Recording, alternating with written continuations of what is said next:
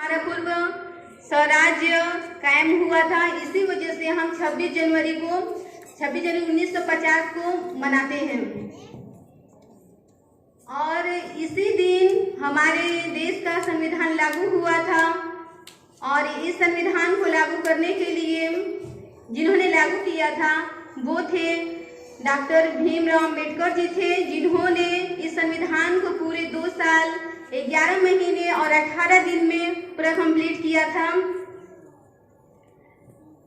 आज हमारा देश पूरे तरीके से आजाद है और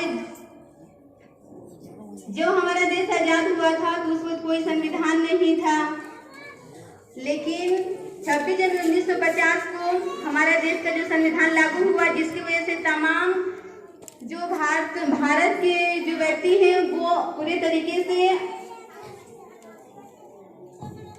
और मैं ये बताना चाहूंगी कि 15 अगस्त और 26 जनवरी में क्या अंतर होता है। 15 अगस्त को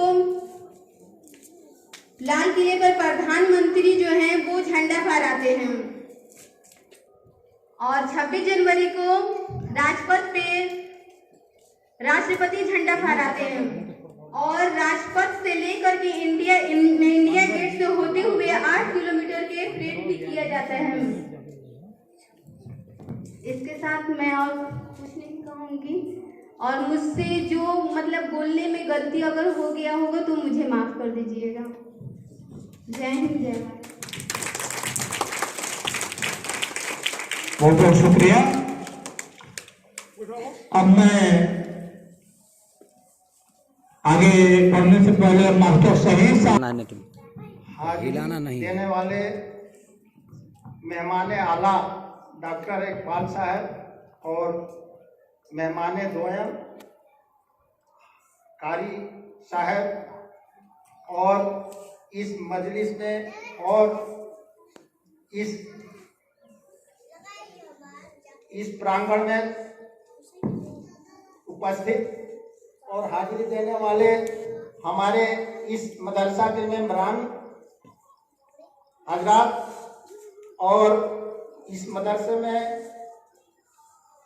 टीचर का काम करने वाले हेडमास्टर साहबान और भी अन्य दीगर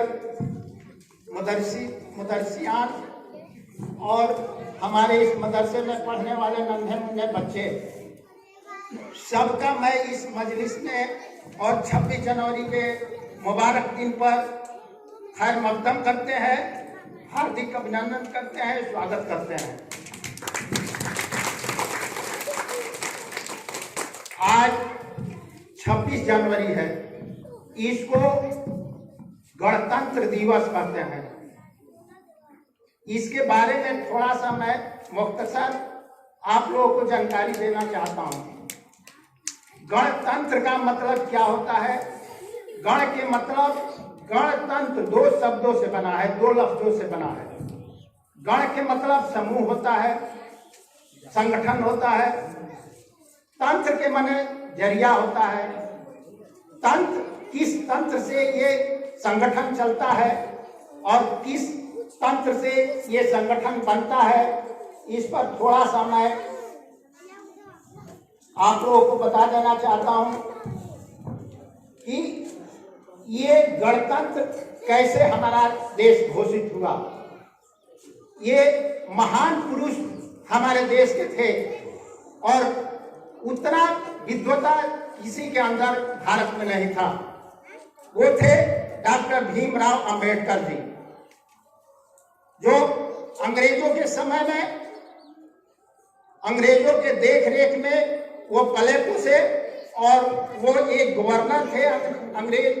उनको उच्च शिक्षा देने का कार्य किया, क्योंकि उनकी माँ जो है उस गवर्नर के अंडर में कार्य करती थी, इसलिए वो गरीब परिवार से बिलोंग करते थे और वो मोहित होकर गरीबी पर तरस खाकर इनको इतना उच्च शिक्षा दिया कि वो आज अमर हो गए हमारे देश में। और उन्होंने ही हमारे संविधान की रचना की जो गणतंत्र का मूल यंत्र है। ये गणतंत्र जो है कैसे बनता है? गणतंत्र के मतलब लोकतंत्र भी होता है, जनतंत्र भी होता है।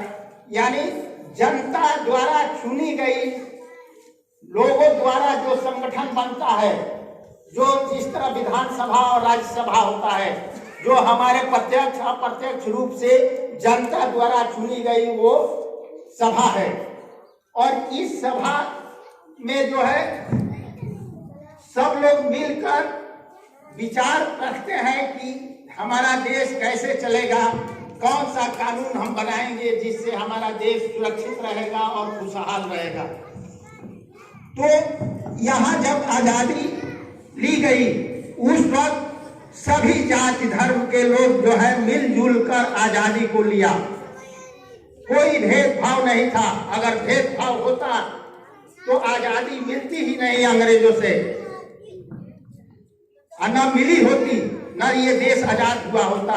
सभी जात धर्म के लोगों ने अपना कुर्बानियां पेश की और अंग्रेजों से लड़ी, अंग्रेजों के खिलाफ संघर्ष किया, जदोजहद किया, तब हमारा भारत देश आजाद हुआ।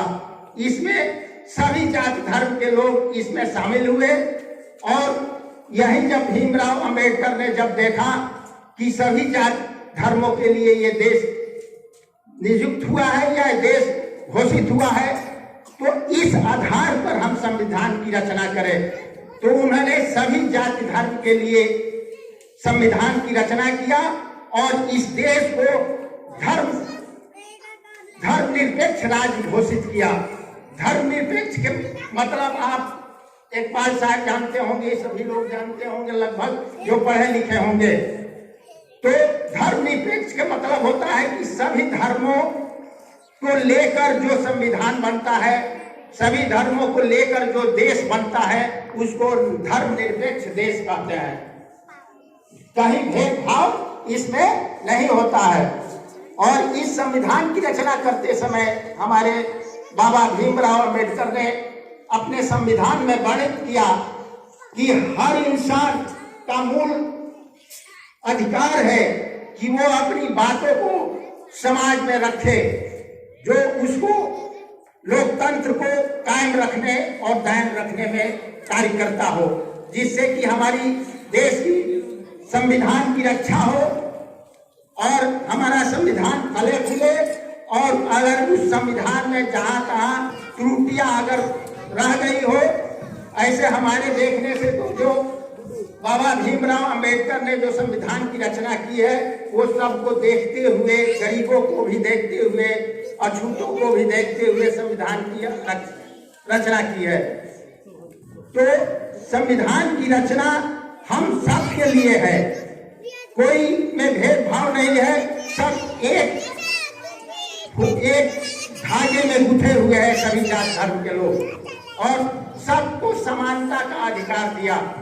डॉक्टर भीमराव अम्बेडकर ने संविधान की रचना करते समय सबको ध्यान में रखकर सबको बराबरी का दर्जा दिया। ना कोई छोटा है, ना बड़ा है, ना अछूत है, ना छूत है। तो इस तरह संविधान की रचना, और ये महान संविधान की रचना करने के बाद उन्होंने अपने सभा में पेश किया, सब लोग ने अनुमोदन किया उसका, और वो देश के लिए एक वहाँ बहुत बड़ा कानून बन गया, वो संविधान बन गया। तो इतना बड़ा संविधान जो है किसी देश का नहीं है। और डॉक्टर भीमराव अंबेडकर ने संविधान की रचना करते समय हर देशों में घुमा कि कहाँ का क्या रूल है, क्या नियम है, उस नियम को इकट्ठा करके अपने संविधान की रचना किए कि ताकि ये लोकतंत्र में किसी भी जनता को, किसी भी व्यक्ति या नागरिक को कष्ट न हो, तकलीफ न हो। लेकिन आज कुछ राजनीतिक तत्व जो आ गए हमारे बीच, जो कि देश को खतरे में डाल दिए हैं, वो जात भेद, धर्म भेद को लेकर चाहते हैं कि ये देश जो है बर्बाद हो जाए। तो मैं आप सबसे ये रिक्वेस्ट करूंगा कि आप सब इस सब चीज में न पड़े और देश के लिए जो संविधान हमारा कह रहा है उसके अनुसार चलने का कष्ट करें।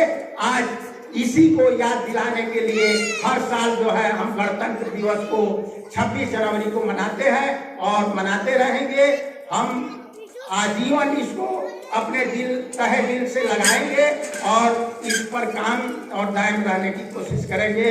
आज देश में क्या हो रहा है कि एक शेर मुझको याद आ गया कि ताज्जुब आदमी के जिस्म में जाने क्यों पनपता है, ताज्जुब आदमी के जिस्म में जाने क्यों पनपता है।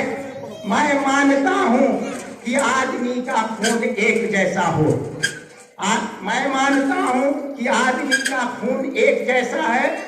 परिंदों के यहाँ फिरका प्रस्ती क्यों नहीं मिलती, परिंदों के यहाँ फिरका प्रस्ती क्यों नहीं मिलती। कभी वो मंदिर पर बैठता है, कभी मस्जिद पर बैठता है। तो हम प्यारे बच्चों, तुम लोग को यही नसीहत दूंगा कि इस देश के कर्णधार हो, तुम नन्हे मुन्ने बच्चे देश के कर्णधार हो, देश को बनाने वाले हो, देश को तरक्की देने वाले हो। कल तुम्हारे ही कंधे पर ये बोझ आएगा, संविधान में संशोधन न हो, संविधान जो भीमराव अंबेडकर ने बनाया है उसी पर हम अमल करने की तौफीक अता फरमाए अल्लाह ताला। हम इन मुख्तसर, अभी तो कहने के लिए बहुत कुछ था, लेकिन मैं मुख्तसर में, और हमारे श्रोतागण और हमारे वक्तागण बैठे हैं, ये अपनी विचार रखेंगे। जय हिंद, जय भारत।